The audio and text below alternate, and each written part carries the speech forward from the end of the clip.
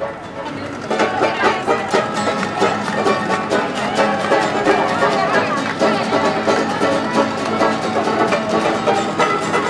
tao bảo mình một đủ thu không?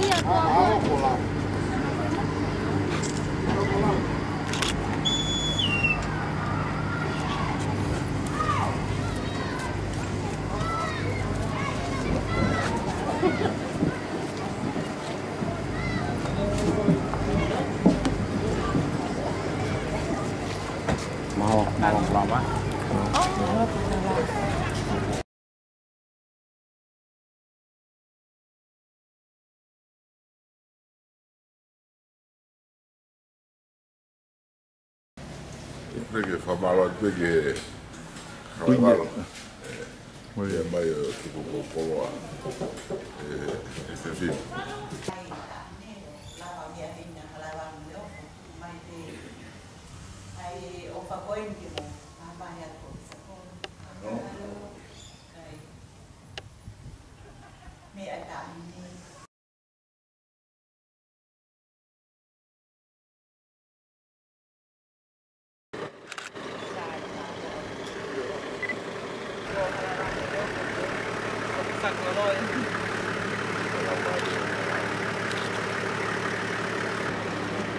mea mai kia uko.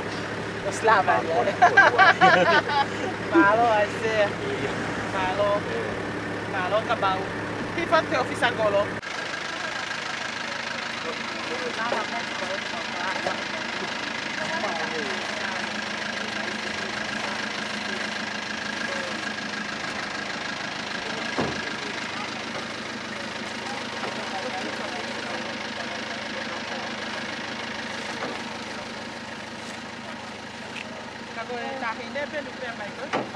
Malo atu Halaevalu. Ia mai.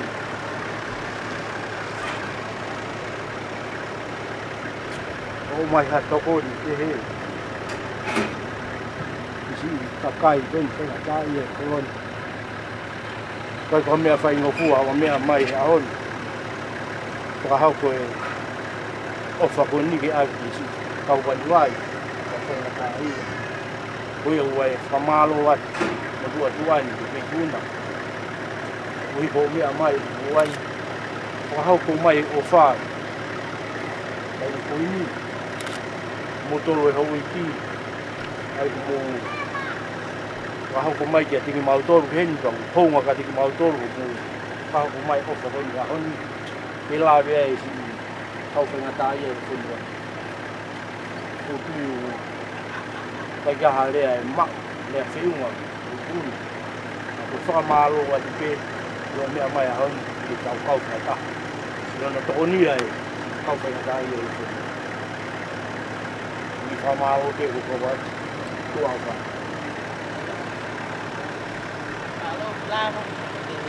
E koe aho huataha, ko tute koe aho tahai.